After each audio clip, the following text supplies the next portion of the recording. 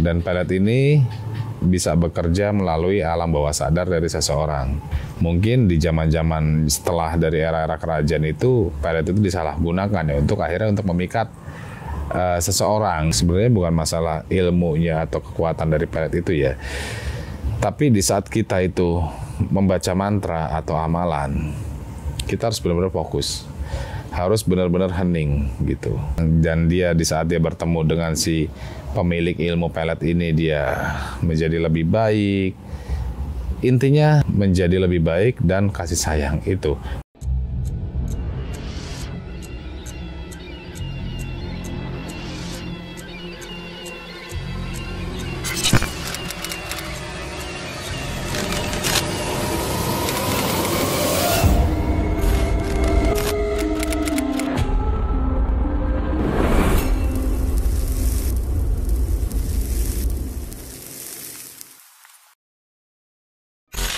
Assalamualaikum warahmatullahi wabarakatuh. Salam rahayu buat teman-teman jejak Kentala. Jadi ketemu lagi dengan saya Kiseno untuk membahas pertanyaan-pertanyaan dari teman-teman ya. Jadi ada beberapa pertanyaan yang coba saya mau bahas seputaran spiritual atau supranatural sesuai kapasitas yang saya punya. Ini ada pertanyaan Ki dari subscribernya. Assalamualaikum Ki, izin nanya, sekedar ingin tahu asal muasal pelet itu dari mana dan diperuntukkan untuk apa sebenarnya selain memikat lawan jenis.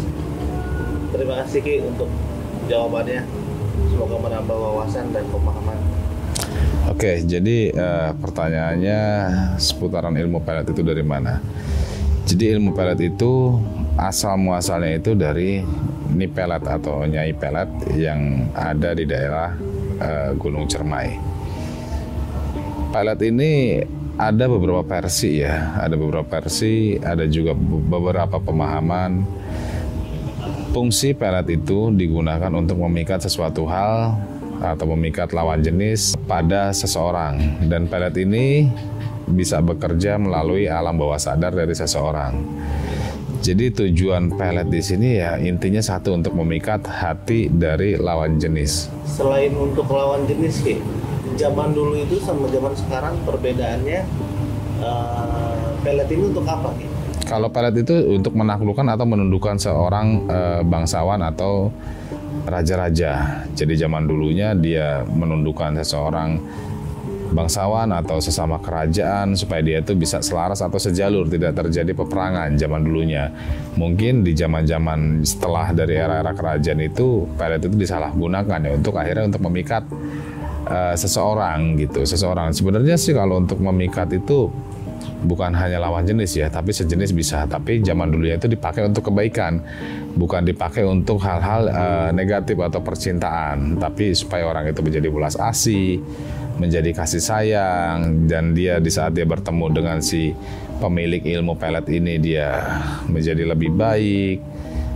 Intinya menjadi lebih baik dan kasih sayang, itu fungsi awal pelet itu ada gitu. Artinya nggak jauh beda antara ilmu pelet dan ilmu gendam. Ilmu gendam pun sama, menundukkan atau membuat lawan ini supaya ulas asih atau kasih sayang. Jadi asal muasal pelet itu ya sama seperti ilmu gendam, tapi pemiliknya dulu itu ada yang namanya Nyai Pelet, yaitu kok nggak salah gitu ya, sejarahnya itu ada di lereng Gunung Cermai. Ada juga di situ Nyai Pelet mengajarkan ilmunya, dan dia menjadi petapa di lereng Gunung Merapi. Jadi beda-beda versi ya, gitu Cok. Untuk di zaman sekarang nih Ki,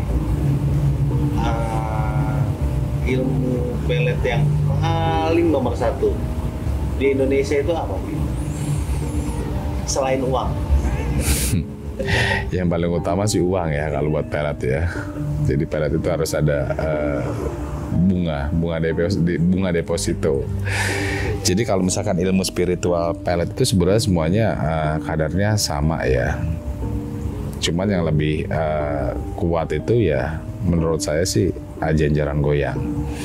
Ajian Jaran Goyang itu, jadi sebenarnya lelaku Ajian Jaran Goyang itu harus menjalankan puasa gitu. Ada juga di situ Ajian Semar Mesem.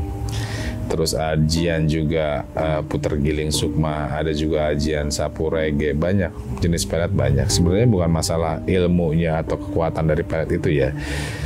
Tapi di saat kita itu membaca mantra atau amalan, kita harus benar-benar fokus. Harus benar-benar hening gitu. Dan untuk mendapatkan ilmu pelet itu biasanya kita itu ditempa laku lampa spiritual. Jadi laku lampa spiritual itu kita harus menjalankan puasa, harus menjalankan tirakat melek, harus juga di situ di saat puasa itu dengan menjalankan keikhlasan, nggak boleh emosi semuanya. Jadi kita lakukan ini dengan ikhlas segala sesuatu hal, menyatukan diri dengan ilmu pelet ini gitu. Tapi kalau kita lakunya di situ udah puasanya juga nggak ada keikhlasan, gerutu, emosian, atau banyak mengeluh, itu nggak akan masuk ilmu itu. Jadi banyak juga orang-orang yang sudah mempelajari ilmu pelet, kenapa nggak bekerja? Ya karena itu. Dia menjalankan puasa itu nggak tulus, nggak ikhlas gitu, nggak yakin. Kalau seandainya tulus dan ikhlas yakin, insya Allah sih ya bisa aja. Itu ilmu itu menyatu dan bisa menjadi alat untuk mengikat dari si lawan jenis. Gitu.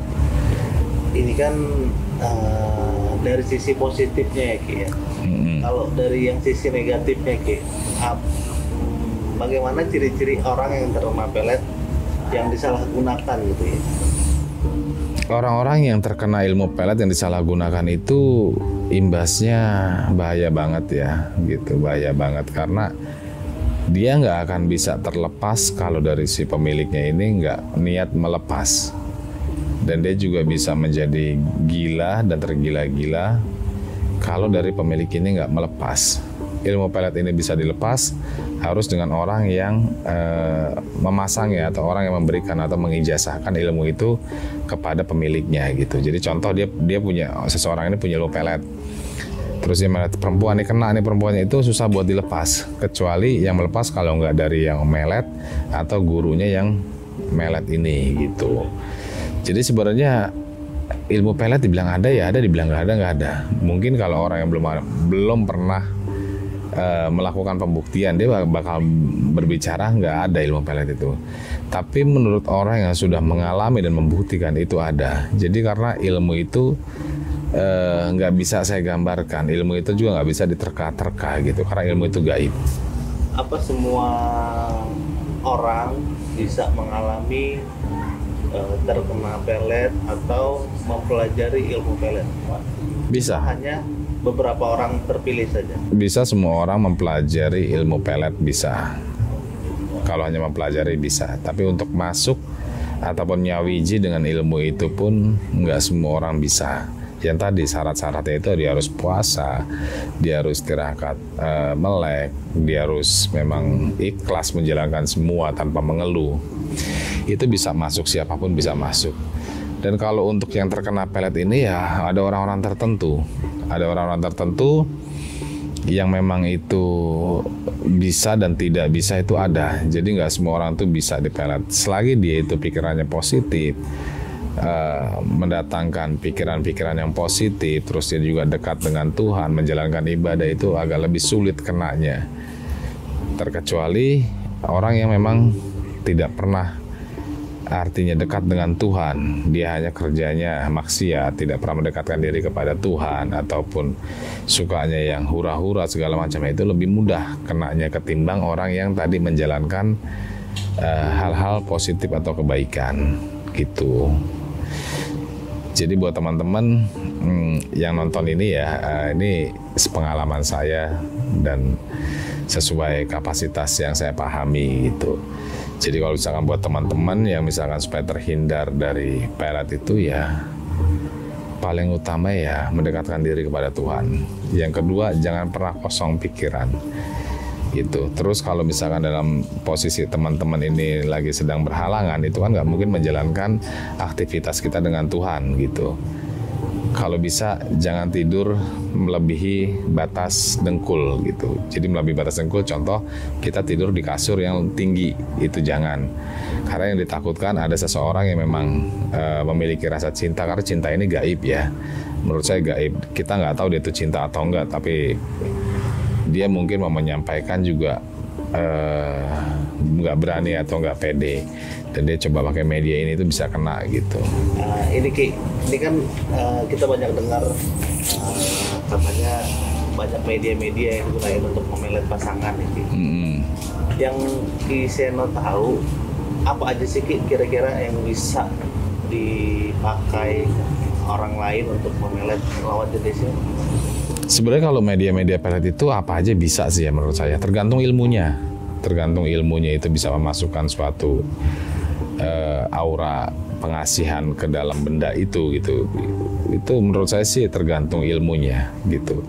Karena nggak menuntut kemungkinan pohon yang memang hanya pohon biasa aja itu bisa dimasuki jin, bisa dimasuki ya sebangsa-bangsa makhluk halus gitu, itu bisa. Apalagi benda-benda yang memang menjurus ke mistik gitu, menjurus ke mistik itu pun bisa. Kalau yang punya ilmunya itu masukkan suatu pengasihan ke dalam benda itu, contoh misalkan kayak dia masukkan ke dalam keris semar mesem atau masukkan ke dalam kekuatan kemani gajah atau segala macam, atau dari bulu perindu, itu bisa aja gitu, bisa aja, tergantung ilmu orang itu bisa atau enggak memasukkannya. Jadi media sih menurut saya sih banyak medianya. Terus kalau misalnya kita orang yang sudah memiliki ilmunya, nggak usah pakai media pun bisa.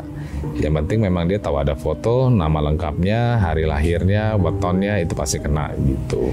Oke guys, mungkin itu sekelumit pembahasan tentang ilmu pelet ya. Jadi kalau buat teman-teman merasakan kayak cintanya itu di batas normal, itu ya perlu tanda tanya gitu. Perlu tanda tanya kalau misalkan mau coba dihilangkan, cari orang-orang yang memahami tentang spiritual gitu, orang-orang yang memahami benar gitu, atau cari air 7 sumur dipakai untuk membasuh atau mandi badan. Gitu aja pembahasan pelet kali ini. Jadi terima kasih buat teman-teman Jejakan Tala yang udah nonton. Assalamualaikum warahmatullahi wabarakatuh. Salam Rahayu.